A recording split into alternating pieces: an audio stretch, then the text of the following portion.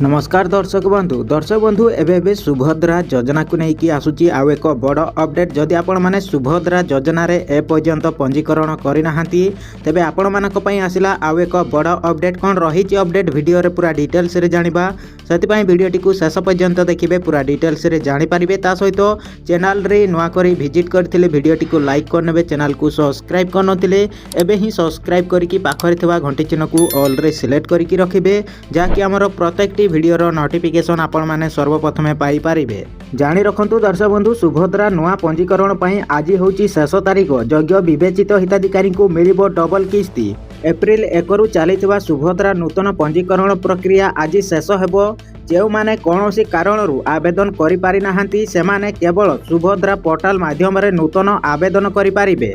जदि आपण माने ए पर्यंत पंजीकरण करि नाहंती तेबे तुरंत पंजीकरण करि नियंतु। आज होची आपनकर लास्ट डेट। जो हिताधिकारी माने ए पर्यंत सुभद्रा योजना रे पंजीकरण करि नाहंती तेबे तुरंत करि नियंतु। सेहिपरि जानि रखंतु दर्शक बंधु, मानदंड अनुसार एप्रिल 1 2026 सुधा 21 वर्ष रु 60 वर्षीय महिला सुभद्रा पंजीकरण करि पारिबे। पूर्वरु आवेदन करिथिबा महिला मानक आवेदन ग्रहण करा जिवो नाही। सेहिपरि जानि रखंतु दर्शक बंधु, योग्य विवेचित हिताधिकारी को 2026-27 आर्थिक वर्ष रु योजनार अवध पर्यंत वार्षिक 2टी किस्ती रे मोट 10,000 टंका सहायता प्रदान करा जिवो। नुआ आवेदन साधारण सेवा केंद्र किंबा आम सेवा केंद्र बा एएसके माध्यम रे पंजीकृत करा जाउची। समस्त अंगनवाड़ी केंद्र एवं सीडीपीओ कार्यालय रे संपूर्ण निष्कुल भाव रे आवेदन पई फॉर्म मिलुची। जो हिताधिकारी ए पर्यंत सुभद्रा योजना रे पंजीकरण करि नाहंती तेबे तुरंत करि नियंतु। आज होची शेष तारीख।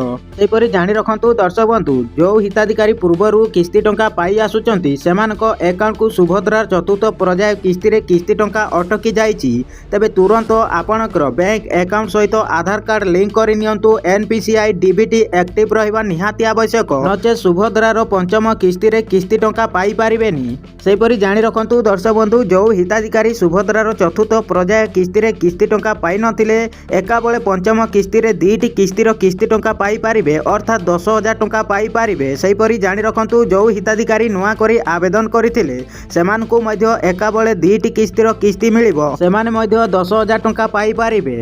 पुणी थरे कहि रखुछु दर्शक बंधु, आज होची सुभद्रार आवेदनर शेष तारीख। जदि आपण माने ए पर्यंत सुभद्रा योजना रे पंजीकरण करि नाहांती तेबे तुरंत सुभद्रा पोर्टाल रे पंजीकरण करि नियंतु। आज होची आपणकर सुभद्रार आवेदनर शेष तारीख। जदि आपणकर 21 वर्ष पूरी जाईची, आपण माने ए पर्यंत सुभद्रा योजना रे पंजीकरण करि नाहांती तेबे आज ही पंजीकरण करि नियंतु। एका बेले पाइबाकू जाउचंती सुभद्रा योजना रे 2टी किस्तीर किस्ती टंका, अर्थात 10,000 टंका पाई पारिबे।